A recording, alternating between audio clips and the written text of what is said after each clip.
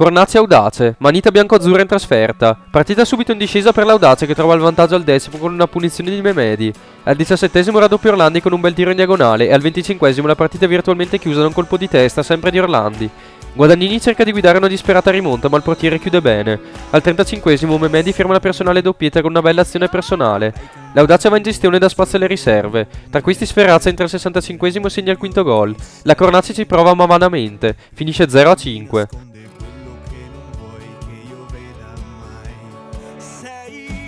Ischia Tesino, pareggio non molto spettacolare in questo incontro. Il Tesino parte meglio, al 10° passa con un rigore di Manuel Minatti. La partita diventa nervosa e il numero di falli aumenta a dismisura. Ciò propizia il rigore del pareggio firmato da Tamanini al 34°. Nelle riprese la partita non si placa. L'Ischia può passare in vantaggio ma Eker si fa parare il rigore da Muraro.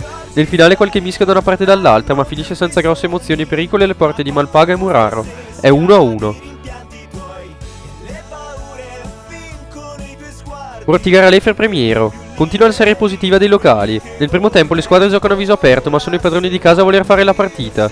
L'Ortigara Lefer si vede salvare un gol sulla linea mentre nel Premiero prima Tavernaro colpisce il palo, poi Zuliani manca la ribattuta. Nella ripresa assedio dell'Ortigara Lefer che conquista molti corner ma sul contropiede rischia e non poco.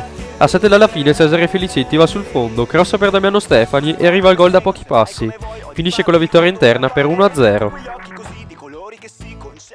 Solo il sole e da fuori sei bugiarda perfezione, dimmi come fai. Oltre Fersina Roncegno, vittoria netta per i padroni di casa. Si decide il match già nel primo quarto d'ora. Il mattatore di giornata è Pensa, che prima anticipa il portiere di testa e poi incrocia col sinistra dopo un bel dribbling.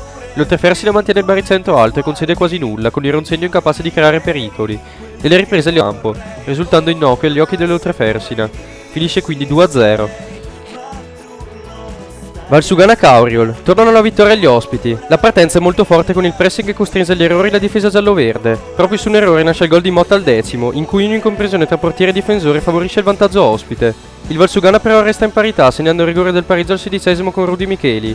La partita si sviluppa molto sulla fisicità di Giuliani della Cauriol, che conquista il rigore decisivo, trasformato poi da Rizzata al 51°. Dal Sasso potrebbe pareggiare a metà ripresa, ma sciuppa da pochi passi. Finisce quindi 1-2.